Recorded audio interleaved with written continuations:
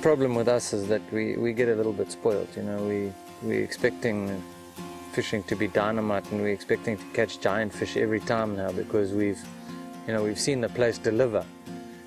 But unfortunately, it doesn't always work like that. So you got to just accept the fact that, you know what, you're fishing off one of the most special places in the world, spinning, doing your favorite thing of all time, and you're actually catching a few fish. You know, if you had a session like that at home, yeah, you'd be picking up the telephone and phoning your fishing buddies and saying, hey, you know, I've had an unbelievable session. I got a green spot, I got a bluefin trevally, I got this, I got that. You know, you need to put it all into perspective and realize that, you know, you're still having a great session, even though you're not catching, you know, the giant kuta and kingies that you want to.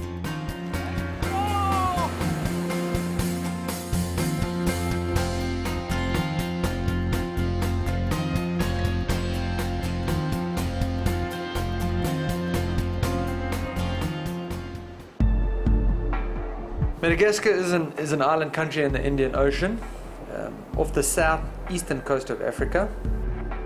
Over 22 million people live in this small country. Submarine Rock, where we are fishing right now, is on the northern side of Madagascar, or the side that faces the African continent. The spot is only accessible by boat, and the conditions are extremely harsh. As the sun starts to fade, you need to make sure that you have your torch ready, and you have a plan for where the tender boat is actually going to meet you once it's dark. In these situations, you want to make sure that you've definitely overplanned, and that you have a backup plan for your plan's plan. Other than that, it's an incredibly beautiful place, and you know that you're definitely going to catch fish.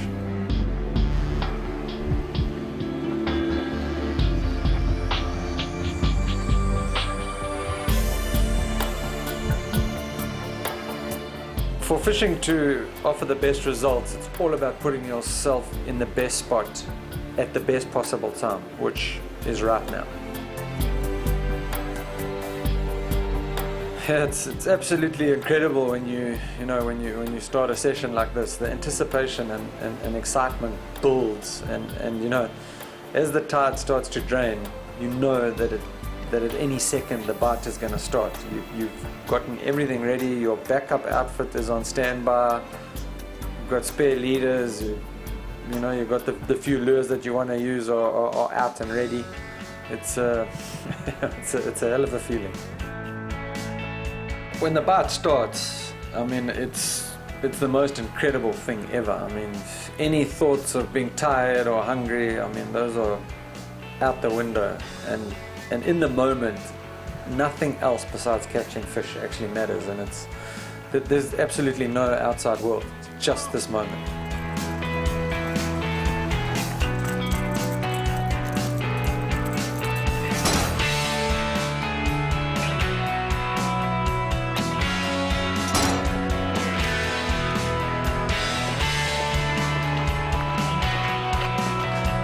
Richard, you have to hurry.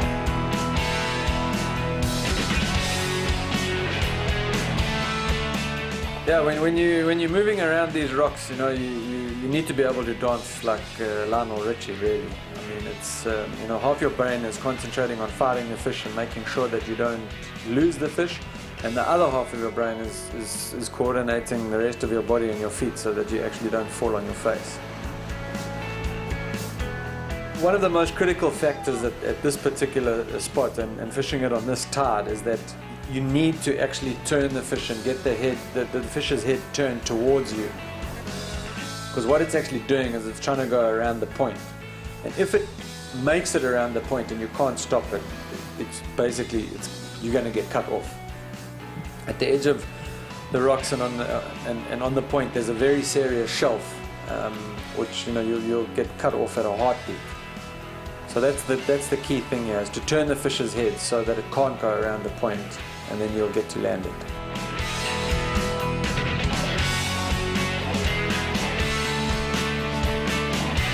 Yeah, this particular GT was foul hooked, and that's why it was fighting so strangely. But still, yeah, really, really cool to get it out.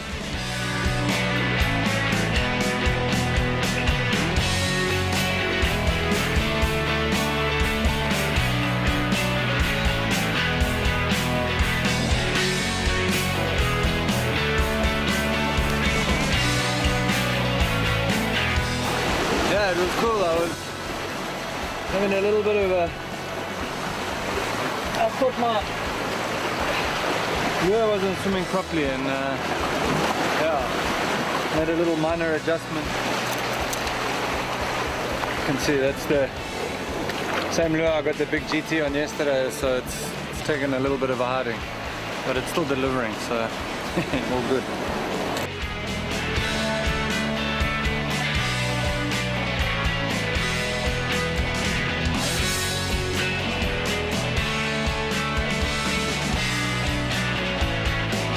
Yeah, Barry was he was having a really fun time with the torpedo scads, and in the end, you know, I don't think he minded catching them at all, really, because we'd never seen torpedo scads that big. So when you do come across something unique like that, yeah, you definitely you'd love to get a bunch of them, because you might not see that again.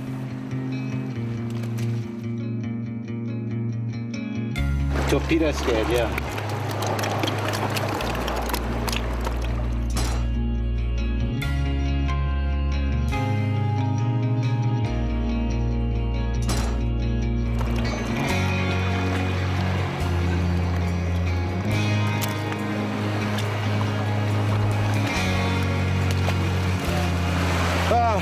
I've had enough torpedo scad, now I want a cutter. There's cutters eating this fish right here, Barry. The plan is to always fish into the dark. I mean, it's the best time. But in order to do that, the tender boat Joz is sitting right in the channel, so it's just one whistle away, and then the small hard duck gets on its way and it comes to pick us up, and one thing is key, and that's safety first.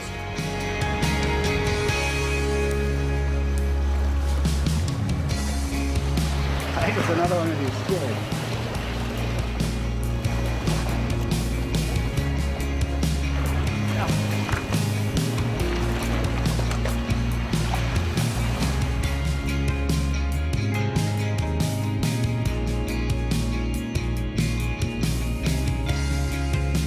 There's definitely come a little bit more action, eh?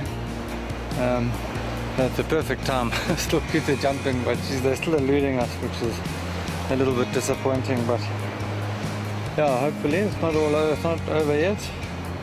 There's still a little bit of time, so maybe we get a little bit of good luck.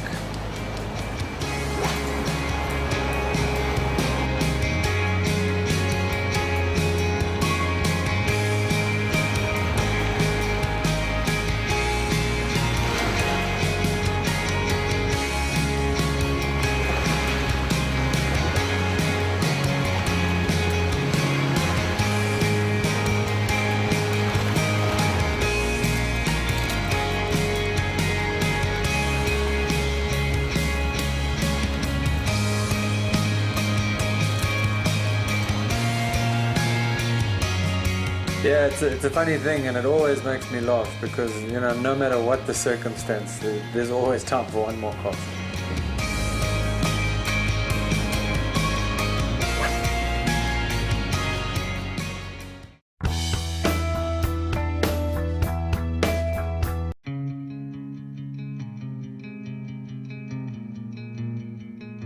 We spent the whole previous day and a half fishing off of Submarine rock, so it was definitely time to do some offshore angling.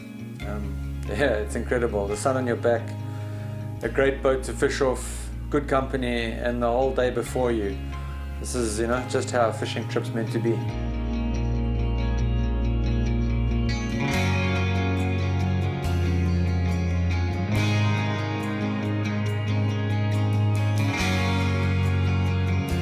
The bottom line is, if you ain't got a lure in the water, you're not going to catch a fish. Yeah, Joz has really two old school trawling outfits, which we basically just had to make do with. We focus on bringing our primary gear that we want to use. So we need those to be ready for any other possible situation.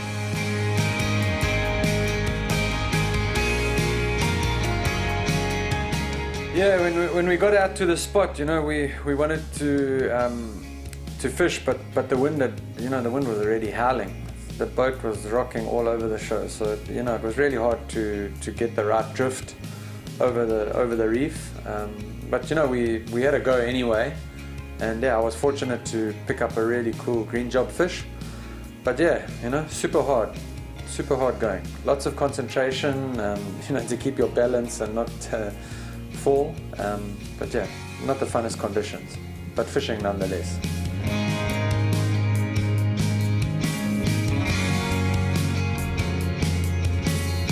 Yeah, but I was stoked to get a new species for the trip, you know, and operate with a different style of fishing after all the spinning off of Submarine rock. You know, it's a new day filled with new possibilities.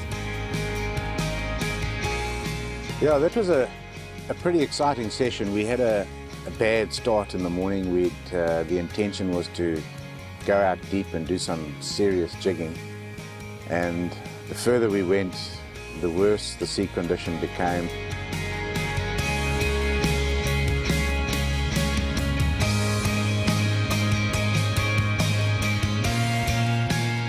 Yeah, you know, the ocean is yeah, it's not something that one should take lightly, and yeah, you know, you can't get clever with the ocean. So when it's crazy out there, like you know, like we had it, we've got to take all the camera gear and the crew into account, and all the equipment, you know, and yeah, it's definitely hard to tell a story on a bucking bronco.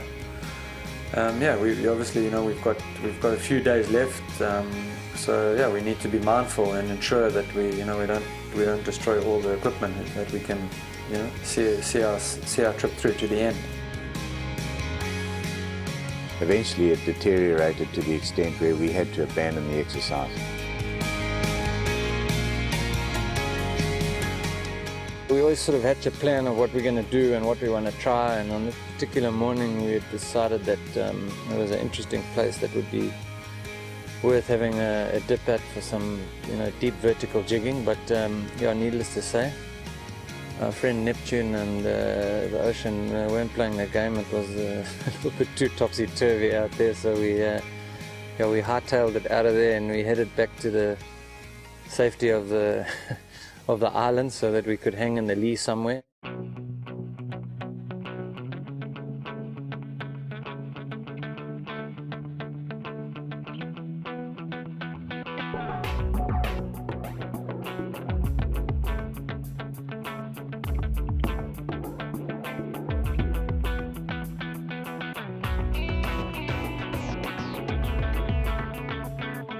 Can't explain how special it is to have that maneuverability and the choice of 10 or 12 different islands that you can go and look at quickly to see what's happening.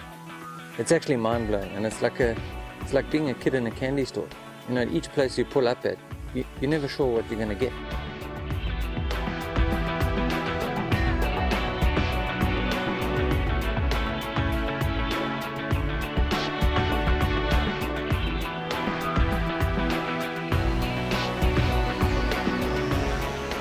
And you know, we rigged up on the boat, and with just Barry and I fishing, it was actually amazing. It was one of the first times we've sort of tried this, where we had a number of outfits rigged up, from small to medium to heavy, across the entire spectrum. And everything, it's like a full arsenal of weapons that you've got ready at your disposal. So it's amazing to just pull up at a spot, you know, have a quick look at it, suss it out, grab the weapon of choice, you know, and fire away and have a cast. And whether it's a spoon, or a popper, or a plug, or a stick bait, it's absolutely incredible. Yeah, it's hell of exciting, and I mean, it always allows you that option. If a fish has become lure shy and they're not eating what they previously had eating, it's amazing. You know, you don't have to sit and change your lure. You just grab another rod and throw, and you're in. It's quite incredible.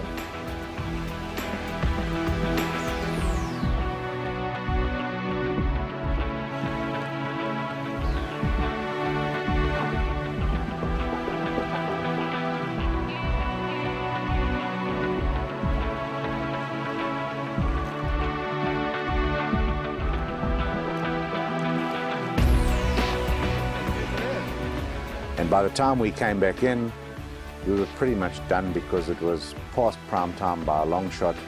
And when you're trying to catch fish in the middle of the day, it's difficult, especially in that gin clean water.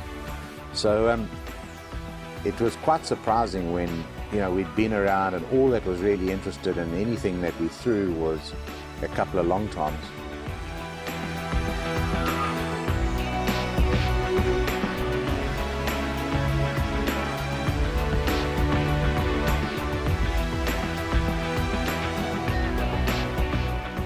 And we came to this one island, and on the inside there was quite a big expanse of coral.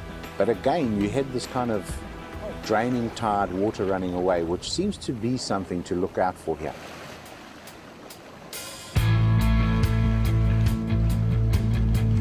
Yeah, this little particular island that we picked up, that we sort of had a dip at, you know, we tried on the deeper side of it, it didn't work, and there was a band of coral that was sort of running around it. We took a wide berth around it, and we came in again on the lee of the island.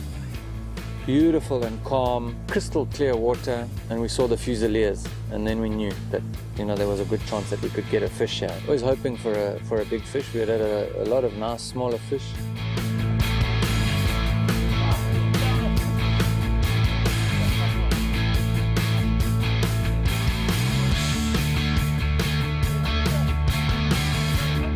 Then the next minute, I just saw this major eruption near my, I was using a Selmo, it's called a fatso. It's quite an interesting thing, is when you jerk it, it swims a little bit down. And anyway, this fish grabbed this lure and took off like an absolute bullet. And I wasn't sure whether it was a GT or what it was, because in the chaos, you know, one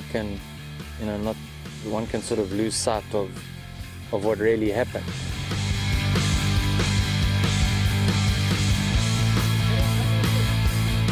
And then Richard went into a monster, and I think it was one of the new diving Selmo sliders that he had on, but geez, it looked like an awesome fish. And what I couldn't understand is it definitely had the upper hand for quite some time, but it didn't seem to be heading into the bommies or trying to cut him off, you know, trying to rub the lure or anything.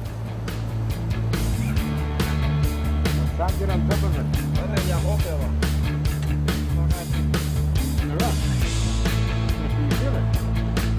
I was honestly expecting something quite different, like a giant prodigal or something like that.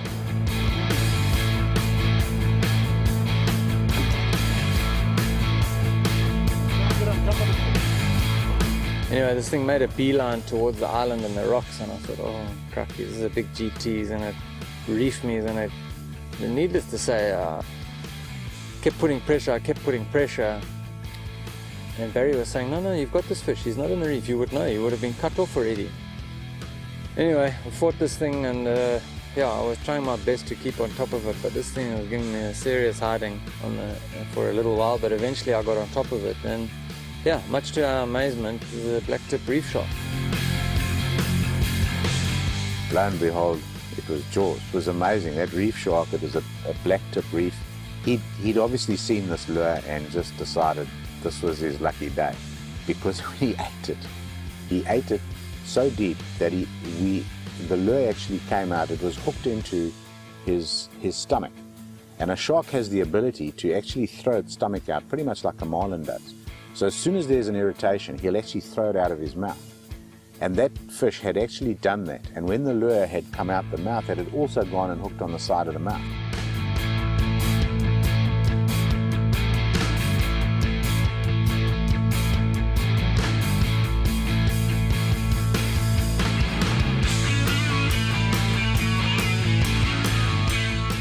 About a 35 kilo model, but for anybody who's ever caught sharks, and that thing is a unbelievably powerful animal. It's just the power that thing's got is flippin' incredible. So yeah, it's actually amazing. I mean, I was really happy to get that fish on a stick boat. It was incredible. It was quite amazing to see how that shark hadn't just eaten it, it in fact swallowed the lure. And fortunately, it was right in the front, so once we got the fish to the side of the boat, we could unhook it out of the stomach cavity, which is definitely not going to do any harm to the shark. As I say, they're quite accustomed to that when they eat things like rays and whatever.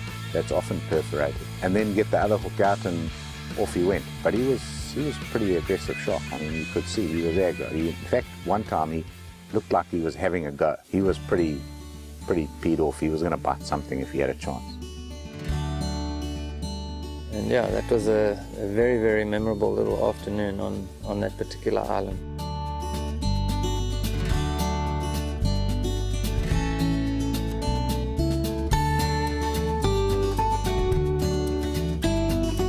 That was an awesome fish. I mean, it was a shark, but it doesn't matter. It was a great fish to catch on a stick bait. Today's been interesting, you know. Yeah, it's been a lot of fun. So yeah, it's been quite nice, and yeah, obviously nice to be in the calm ocean again after the chaos of this morning. So yeah, it's been a super cool day so far. Yeah, I mean, this place is amazing. I think we'd actually get a big fright if we realized what was lurking in the depths here. So yeah, in amongst the smaller fish that we end up getting and the medium-sized fish, yeah, there's some seriously big fish in this area, and yeah, as a result we've had some pretty epic cut-offs and bust-ups, which yeah, you know, always teach you a lesson that you know, the rod is never mightier than the fish. Yeah, but it's been incredible. I mean, it would have been amazing to see the size of some of those fish. We've been fortunate that we've got one or two big fish out, but I think yeah, some of the fish that have bust us up yeah, must be of serious volume.